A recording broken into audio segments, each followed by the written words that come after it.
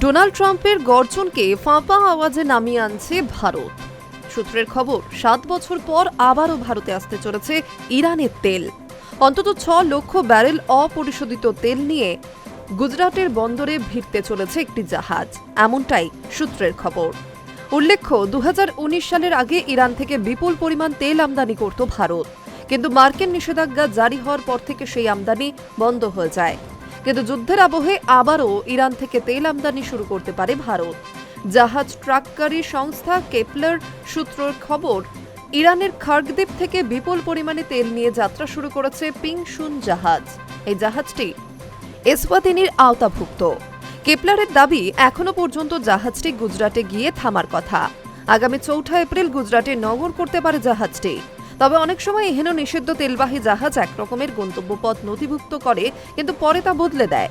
তা সত্ত্বেও কেপলারের কর্তারা মনে করছেন এই জাহাজটি ভারতেই যাবে। তার ফলে দীর্ঘ 7 বছর পর আবারও শুরু হবে ভারত ইরানের তেল বাণিজ্য। যদিও এই নিয়ে সরকারিভাবে কোনো ঘোষণা করা হয়নি। উল্লেখ্য, 2019 সাল পর্যন্ত ইরানের তেলের দ্বিতীয় বৃহত্তম ক্রেতা ছিল ভারত। মূলত 2000 সালের পর থেকে ইরানি তেলে আমদানি হুহু করে বাড়তে থাকে। কিন্তু প্রেসিডেন্ট হিসেবে নিজের প্রথম দফায় ইরানের সঙ্গে পরমাণু চুক্তি ছেড়ে আমেরিকাকে বের করে আনেন ট্রাম্প। সঙ্গে জানিয়ে দেন, ইরানের তেল কিনলে দেশগুলিকে মার্কিন শাস্তি পেতে হবে। সেই নির্দেশের ফলে 2019 সালের মে মাসে ইরান থেকে তেল আমদানি বন্ধ করে ভারত।